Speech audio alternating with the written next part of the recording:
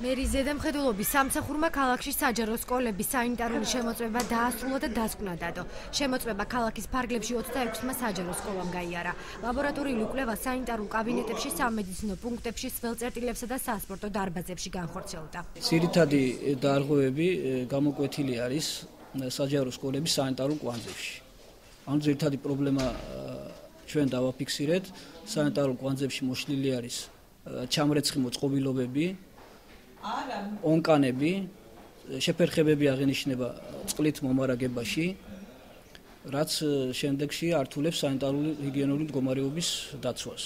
ყველაზე მეტი პრობლემა სანიტარულ კვანძებში დაფიქსირდა. სკოლებში მწყობრიდანაა გამოსული ჩასარეცხის სისტემა. შეფერხებებია წყალმომარაგების კუთხითაც. რამდენიმე სკოლაში კი медპუნქტი მხოლოდ შემოწმების შემდეგ გაიხსნა. ორი კვირია რაც გაიხსნა ჩვენ სკოლაში სამედიცინო კუთხე, არ ყოფილა თითქმის წელიწადზე მეტი 2 წლამდე. ახლა გვაქვს ყველა პრეპარატები რაც საჭიროა სკოლისთვის, პირველადი დახმარებისთვის. სკოლას არ ქონდა შესაბამისი შტატი, ველოდებოდით სამინისტროდან შესაბამის ცვლილებას და ვინაიდან ეს ცვლილება ხანგრძლივი დროით გაიწელა და არ განხორციელდა, დირექციამ თვითონ აიყვანა და ჩვეულებრივად ფუნქციონირებს. სამედიცინო პრობლემა სკოლაში იქამდე არ დამდგარა. დაახლოებით არის 50-მდე სველი წერტილი. შესაბამისად ბავშვთა რაოდენობაც საკმაოდ მაღალია.